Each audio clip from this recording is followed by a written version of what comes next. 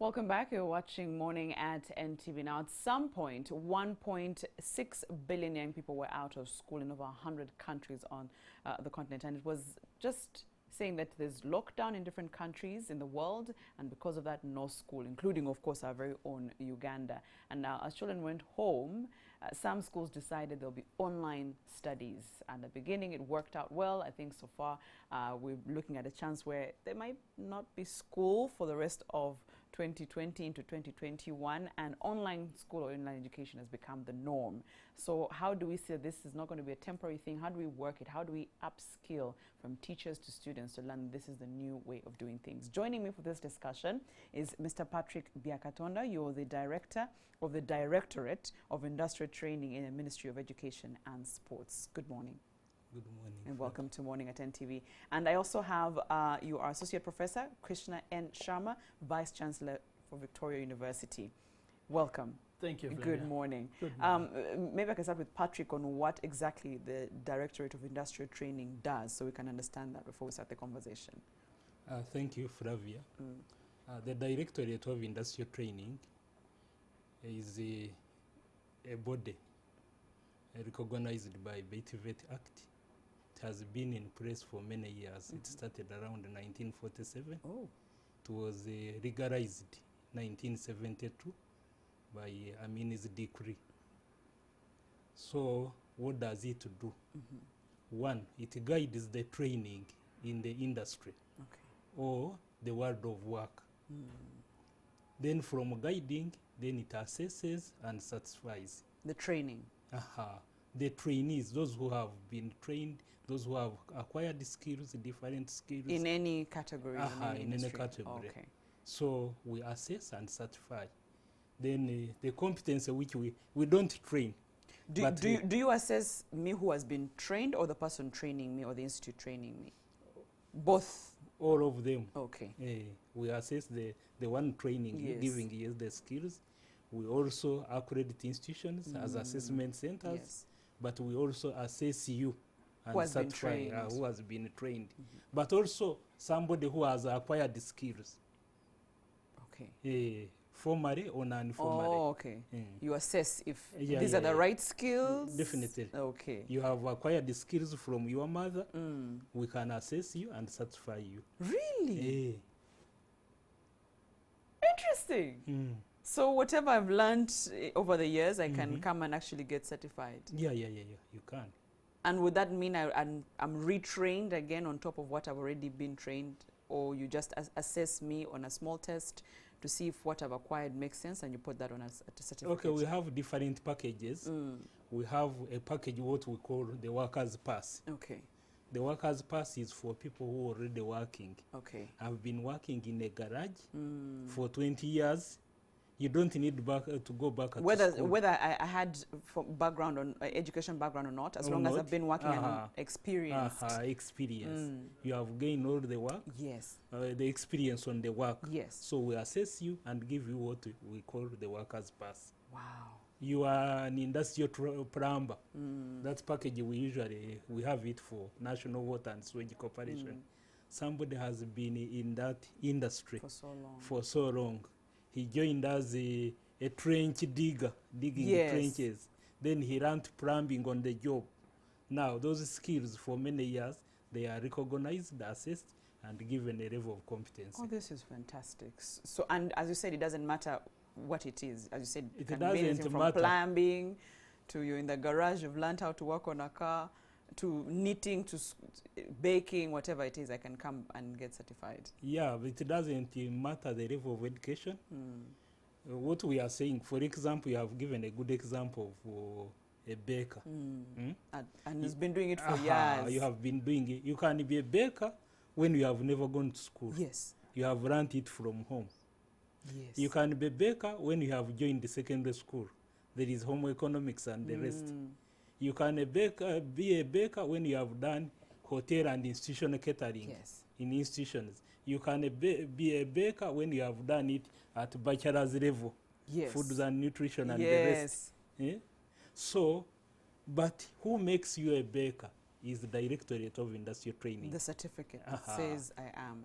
And for you, you're saying it at any level of education, any of those people you've mentioned can come. Yeah. This is good news. This is definitely good news. I'll say Dr. Krishna. Yeah, sure. We'll use that. So Victoria University, I think now it's coming back to bite us, because a lot of people were saying, oh, Victoria University, there's everyone getting a laptop. Is it true? Yes. Okay. Everybody gets a laptop? Yes. If you're not on scholarship, if you're on full fee paid, then you get a laptop for free. For free. And I think a lot of people say that, oh, that's a joke, or that's something to do with marketing. That's not. You come and register. Please register today. I'm going to give you a laptop right away. And what looked like a marketing gimmick has actually come back to be very relevant today. Yes. So we're talking about skilling for the future and having to work online or do anything online. I know your university students are not at school now, but they're probably still learning. Yes. Yeah. So how have you done it? And is it that because you saw it that in the future this might be the way to go? Was that what actually hinged the decision to do that? Actually, we saw it quite earlier coming, not COVID coming, but this particular era where online, things will be online, and e-learning will be part coming. In fact, even if you look at our vision, which is published before COVID, you'll not find a very key term called teaching. You'll find a term to provide a dynamic learning environment. Okay. Because as an institution, teaching is just a tool to make someone learn. Like doctor is saying, you can learn at home. Yes. You learn from your mom. No one taught you formally, but you learned it. Over time, you just watched. Exactly. So as institutions, we have to provide dynamic learning environment. Why dynamic? Because things keep changing, and this is evident now. Things just change. So we saw this coming, and that's why we wanted to skill our students, especially into ICT skills. We have a nice ICT lab. We have a mandatory module on ICT in every first semester. So we actually saw it coming. We gave free internet to people.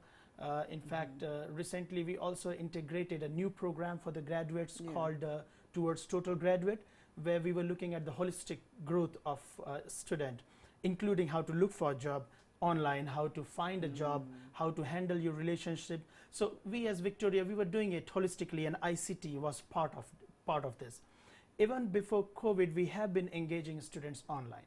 We have been sharing the notes. We have been using basic tools like WhatsApp.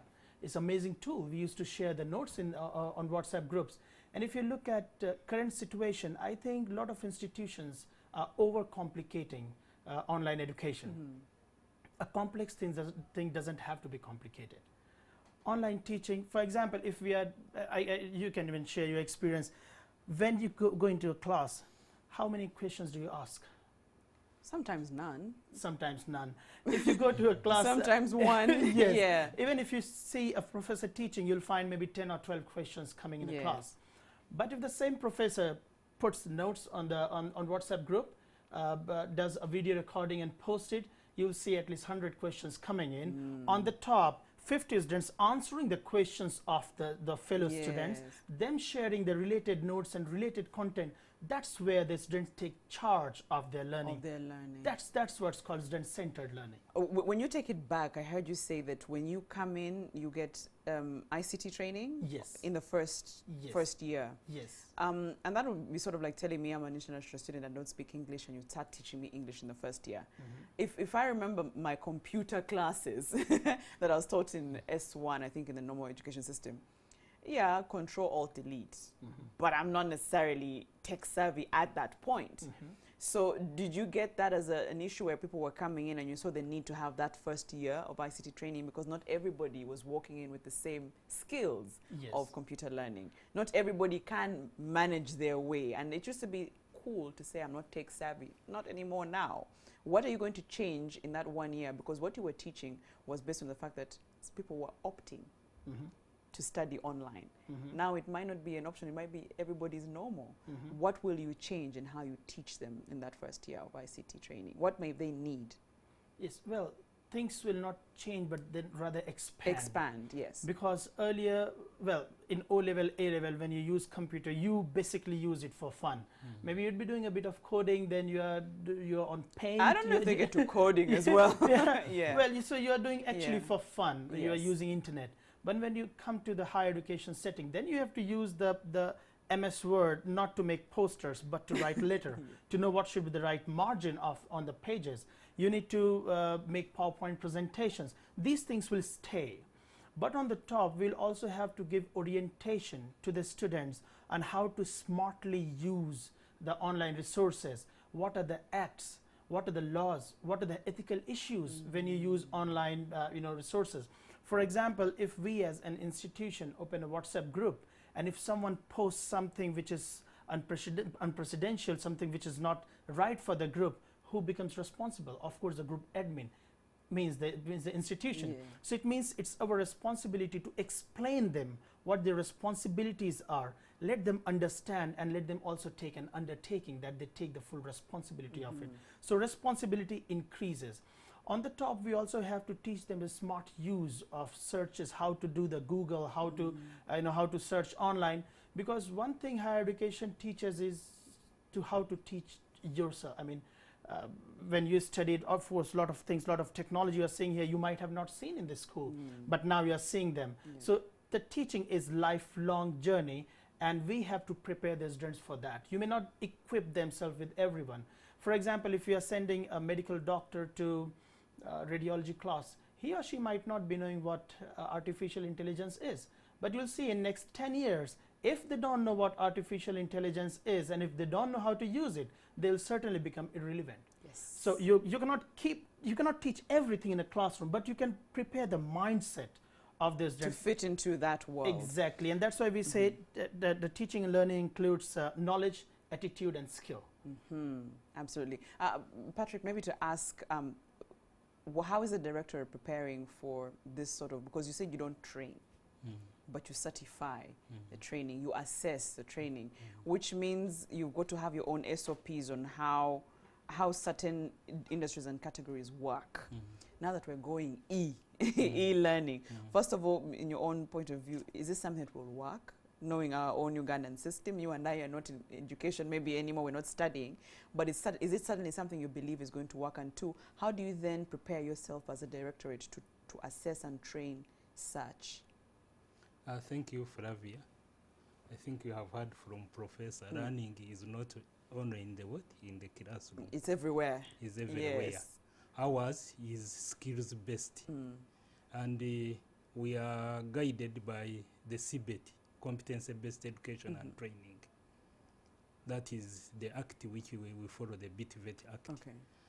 Under that one, there is worker-based learning. Okay.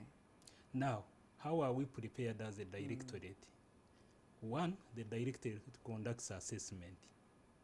Now, the industries are not closed. Even the farms are not closed. No. You have seen students for yourself. Some of the students, they went back into the villages. They started growing cabbages. Yes, we showcased them. Yes. There was a case in Mbare. A parent was teaching already a student. I mean, his son, how to do tailoring. At home, the hairdressing and the rest, it is now done by our children because the saloons are closed. Yeah. So all of those ones are skills. Now, those skills have to be, they can add on. If you have access to internet and the rest, by e-learning, you can add on best practice. And you see what takes place as you improve the practical. Now, for the assessment, when you come out from the lockdown, then immediately come and you become assessed and certified, such that you have the evidence. Because that you know something. Yeah, because you can have the skill when you don't have any evidence, when you cross into Kenya. I was about to ask you, that when I come to you, yes, I have a skill, or maybe I can do my own hair at home, and all of a sudden I know this is a skill. I come to the directorate, I get certified. What is the advantage of having that certificate versus the next person who doesn't? The advantage one is the evidence. That is number that one. I know something. Yes. Because if you have a skill and you don't have any certification, you have done 3 years of agriculture or of business administration at the university, and you end up when you are not certified. You don't have evidence. Two, it is you are opening to go into the job market. For instance, when you cross Kenya, because we are in East African community. And so my certificate can apply Definitely, everywhere. definitely. Because in Kenya, there is NITA, National Industrial Training Authority of Kenya. Is like an equivalent of the Directorate of Industrial Training. So they just equate and you enter. Even the ones from Kenya, we equate. You equate and they work here. Even from here, when you have our certification, you go to Dubai, you go where they are recognized. Fantastic. So that is one with the job market. Definitely. You have acquired skills at home, you have no evidence.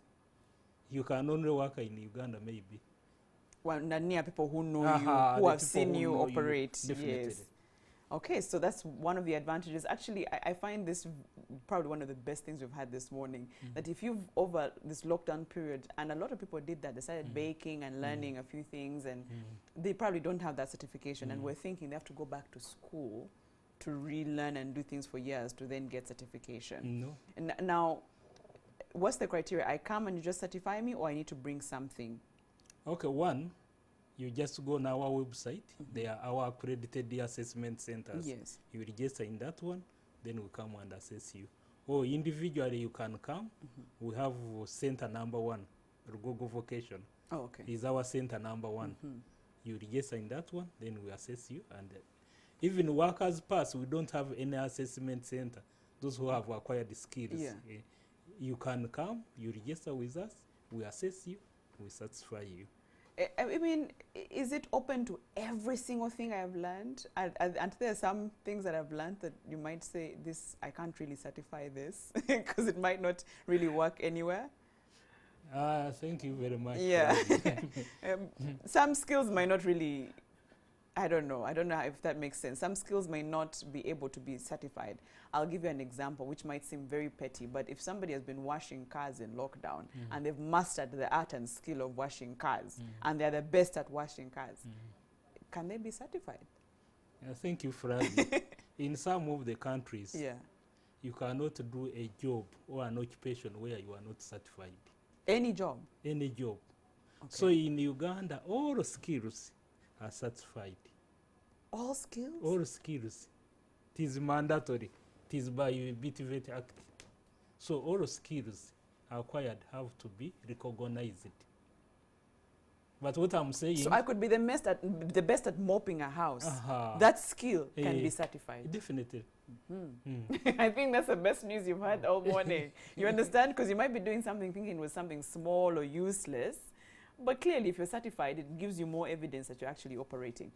To come to you back, Dr. Krishna, were we prepared then? But because that is the question then, you said you saw it coming. Not COVID, of course, but the idea that the world will at least turn to e-learning. How prepared are we to go into the... I don't think it's going to be temporary. I think it's our new normal. You understand? So how prepared are we, or as Victoria University, are you for the e-learning process? And what happens to the human resource? Because you have been operating in some sort of e-learning web. Do you have less humans operating? Because as you know, the more a computer can do, you need less human beings on guard. So what happens to the human resource at Victoria University now that we're going more into e-learning? Human resource will remain the same, especially in the education industry.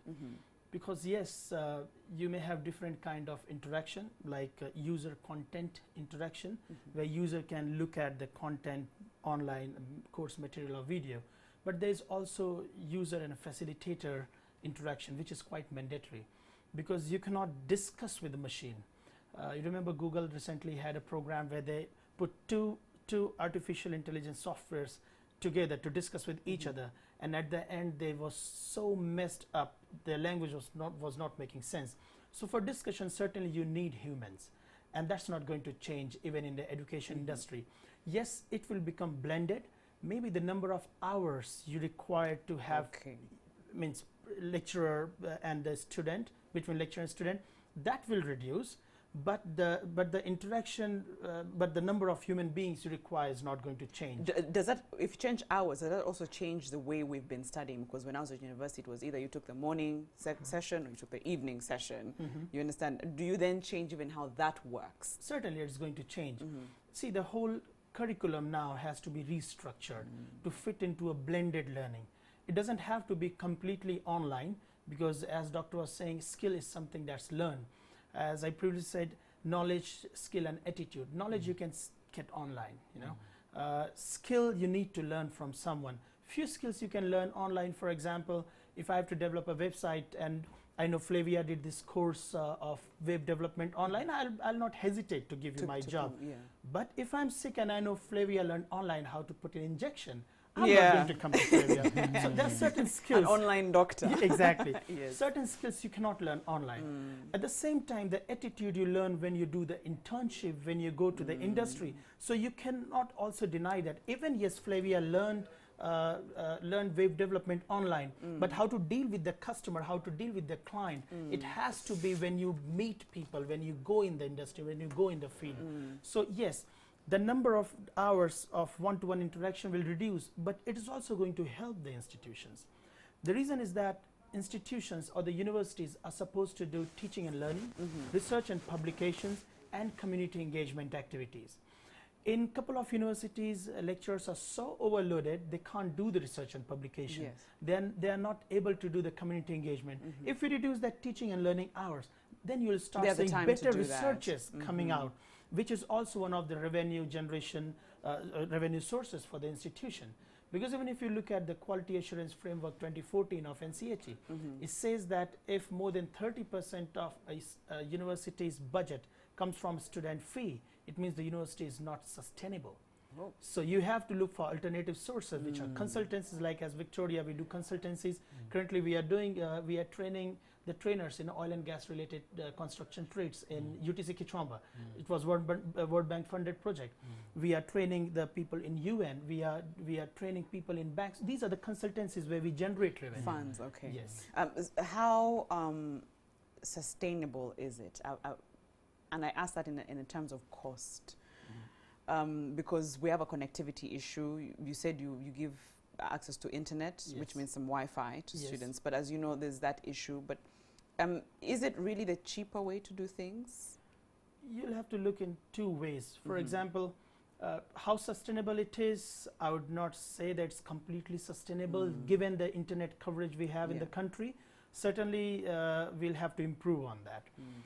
But when you look at the costing, I don't think it's going to be that expensive. The reason is that if you're studying online and you're coming to campus only for practical training, it means you are saving the rent you'd be paying for staying close to the campus. You're saving on the transport. Every day. Yes.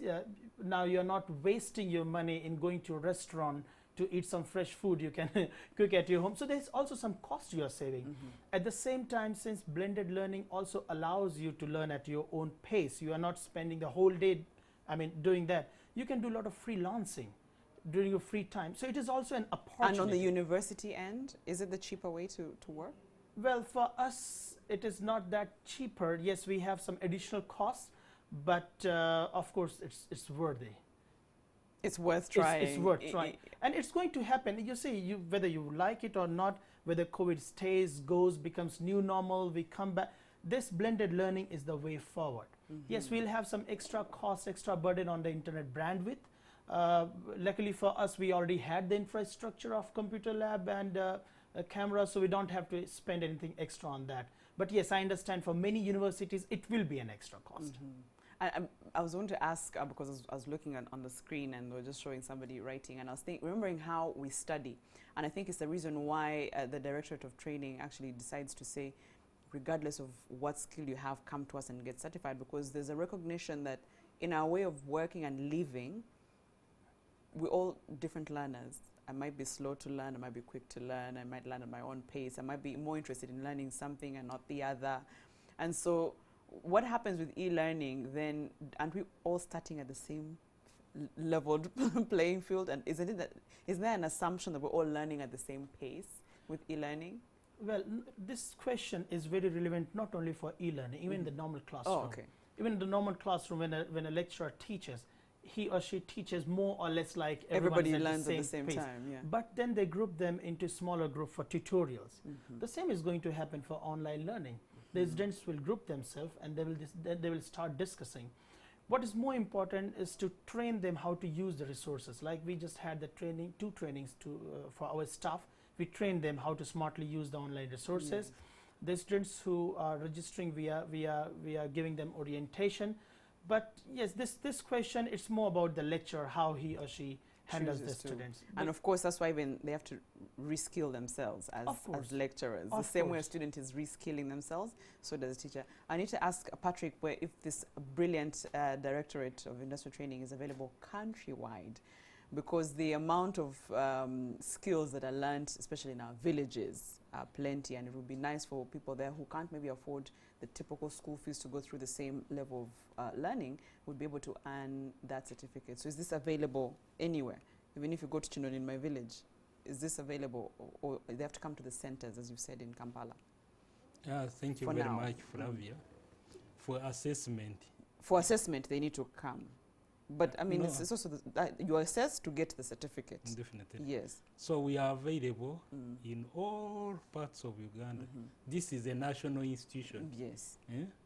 By the Ministry of Education, and it has been in business since 1947. So it is only one in the entire country. However, we assess the entire country. Okay. What we do, what I said, if you are from Kinoni, you look in our website. Do we have assessment centers closer? Then you register from an assessment center. If you don't have an assessment center, we just encourage people who have companies, who have garages, who have a fresh dairy, a dairy farm, or any farm. It is you, the owner, to come and register with Directorate of Industrial Training. Then we give you an assessment center. Then you gather people who want to be assessed in skills. Then we come and we assess them. Well, speaking of that, can I use it as value addition and say this is NTV? I might have people who have different skills. Can I then reach out to you to assess the people who work? Oh, definitely. This is great. And in terms of cost, we're paying for this at different levels, different amounts? Yeah, we pay different amount. We have a package for modules. A module is just a small component in an occupation. Yes. I can say like cookery is an occupation, but under cook there is Ruombo. Yes.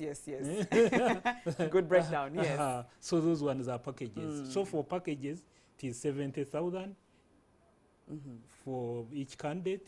Then for level 1, it is 80,000. Level 2 is 100,000. What is level 1 and 2? Now, competency have levels. Okay. Now, level 1, it means you are under supervision when you are entering the industry. Okay. That it is an equivalent of senior 4 when you put in the education system. Okay. It is compared. It weighs as senior 4. Because here you have skills. Then we have level 2. Level 2, minimal supervision as you enter the industry. That level 2 is an equivalent of A level. Oh, senior 6. A senior 6. Then we have level 3. Level 3 is an equivalent of advanced. Okay.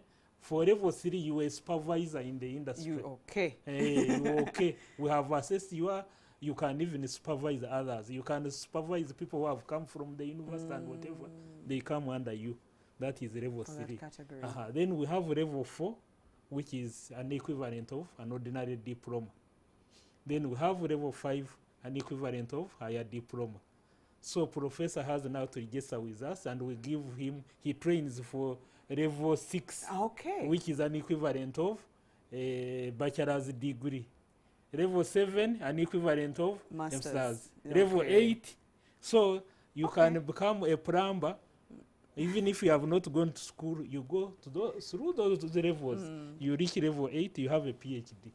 Just like Professor. I think that's the best thing. Thank you so much to Dr. Krishna Shamo, Vice Chancellor at Victoria University. Not open now open? No, we are enrolling the students because we also have to provide feedback to NCHE. Okay, but Yes. enrolling online. Online, yes, online. we have, yes, enrolling online. Yes, I don't want you to get in trouble with the directors. As they're saying that the SOPs with schools are supposed to be closed, so it would have been, you would have shot yourself in the foot if you had said you're open. Thank you so much to Mr. Patrick Biakatonda, who's the director of the Directorate of Industrial Training. Very key. If you've learned any skill today over time, maybe in this lockdown or before, please don't sit there thinking you can't get it certified. Just as we wind up, how long is the assessment? Most cases, months, years? The assessment, it depends on each patient. So it can be as short as? As short as 4 hours. Oh, okay. But as long as 2 weeks. That's okay. For instance, if we are assessing, we call them the ones who drive the bulldozers, the compactors. Yes, those take longer. The assessment takes a full 2 weeks. All right, so as short as 4 hours, as long as 2 weeks, that's definitely something you can learn from. It's been a pleasure having this conversation. That's it for Morning at NTV.